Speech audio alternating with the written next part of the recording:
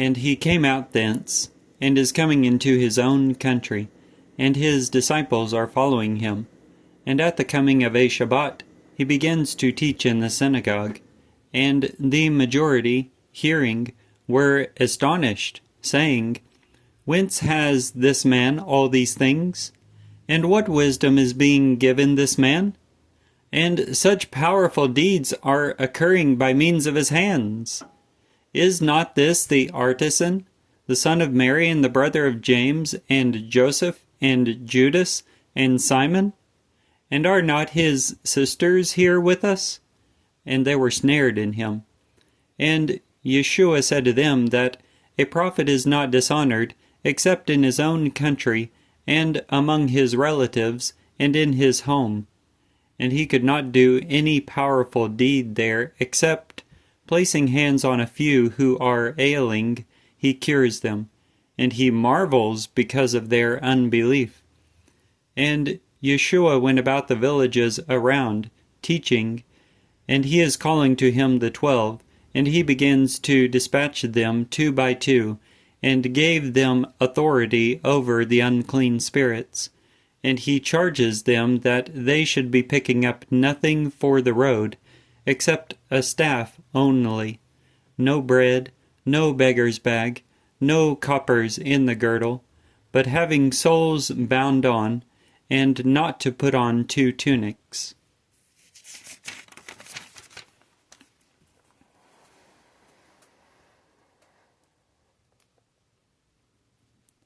And he said to them, Wheresoever you may be entering into a house, there remain till you should be coming out thence.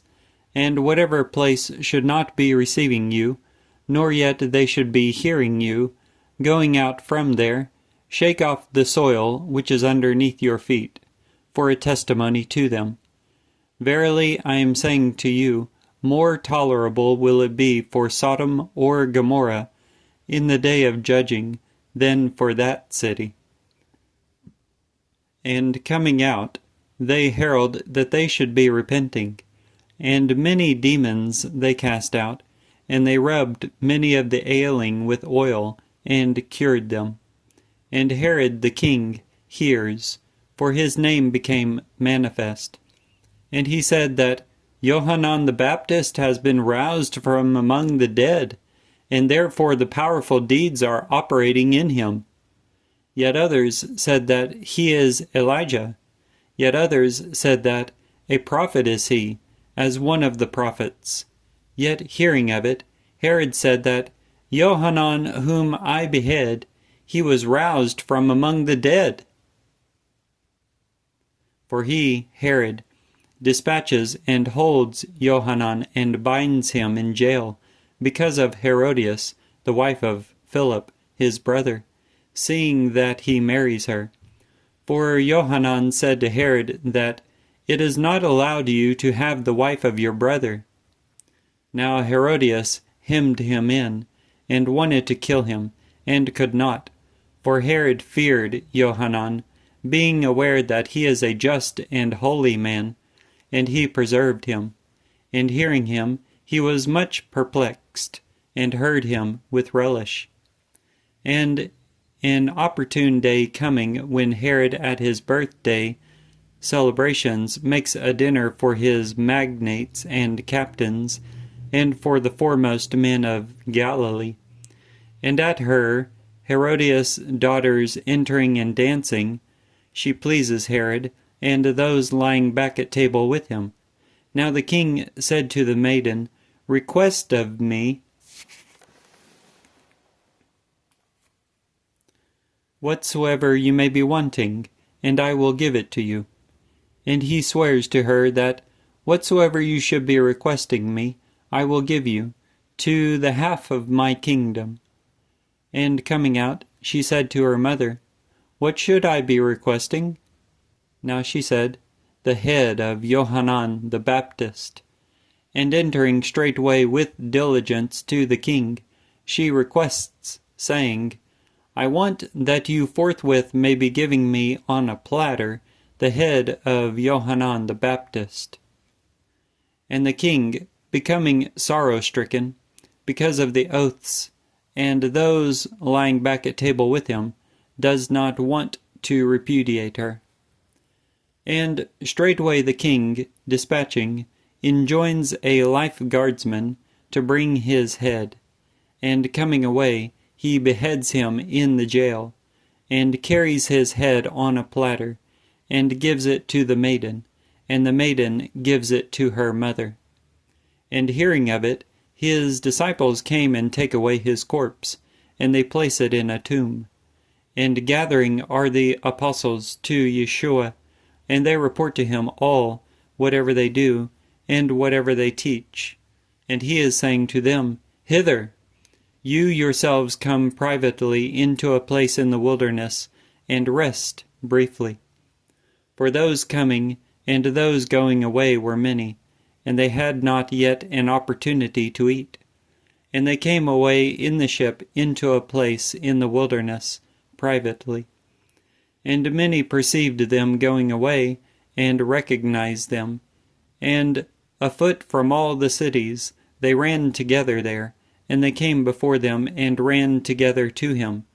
And coming out, Yeshua perceived a vast throng, and he has compassion on them. For they were as sheep not having a shepherd, and he begins to teach them much.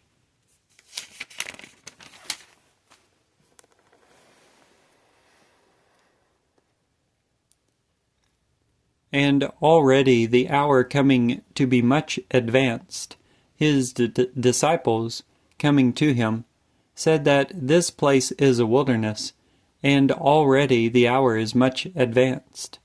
Dismiss them, that, coming away into the fields and villages around, they should buy themselves bread, for they have nothing that they may be eating. Yet he, answering, said to them, You give them to eat. And they are saying to him, Coming away, should we buy 200 denarii worth of bread, and give them to eat? Now he is saying to them, How many cakes of bread have you? Go and see. And knowing, they are saying to him, 5, and 2 fishes. And he enjoins them to make them all recline, company by company, on the green grass, and they lean back, plot, by hundreds and by 50s. And taking the 5 cakes of bread and the 2 fishes, looking up into heaven, he blesses and breaks up the cakes of bread, and gave to his disciples, that they may be placing them before them. And the 2 fishes he parts to all, and they all ate and are satisfied. And they pick up 12 panniers of fragments, and from the fishes, and those eating the cakes of bread were 5,000 men. And straightway he compels his disciples to step into the ship, and precede him to the other side, to Bethsaida, till he is dismissing the throng. And taking leave of them, he came away into the mountain to pray. And evening coming on, the ship was in the middle of the sea, and he was alone on the land. And perceiving them tormented in rowing, for the wind was contrary to them, about the 4th watch of the night he is coming toward them, walking on the sea, and he wanted to pass them by. Yet those who are perceiving him walking on the sea suppose that he is a phantom, and they cry out, for they all perceive him and were disturbed.